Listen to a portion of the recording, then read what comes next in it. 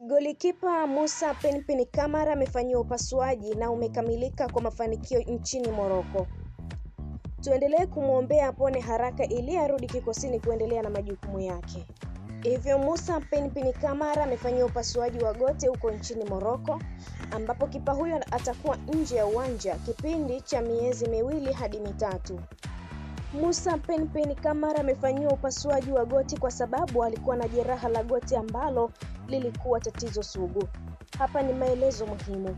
Simba ilitoa taarifa kuwa Kamara ataelekezwa Morocco ama atapandishwa mpaka katika hospitali za viunga vya nchini Morocco kufanywa upasuaji wa goti ili kutibu tatizo hilo.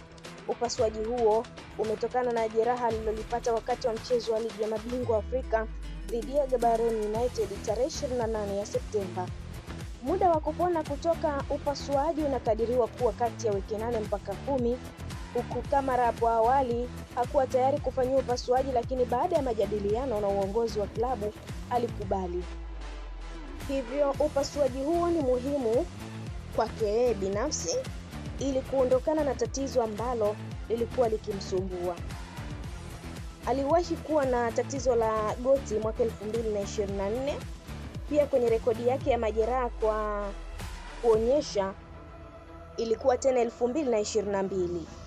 Hivyo hii haiwezi kuonyesha kwamba ndio jeraha lake la mara ya kwanza, bali ni tatizo ambalo limekuwa likijirudia mara kwa mara. Hivyo historia yake ya zamani inaonyesha kuwa amekuwa na matatizo ya kupata jeraha kwenye magoti. Hivyo upasuaji wa sasa ni sehemu ya mpango matibabu wa kina. Upasuaji ni hatua inayofikiriwa muhimu na klabu na matabibu wake ili kuzuia jeraha kurudia na kumrudisha Kamara kwenye kiwango kizuri kwa usalama zaidi. Endelea kutufuatilia, pia usisahau kulike, kushare, kucomment pamoja na kusubscribe channel yetu ili uendelee kufurahia taarifa zetu mbalimbali kutoka ndani na nje ya mipaka Tanzania. Mimi ni Lizo Sport, hadi wakati mwingine, bye bye.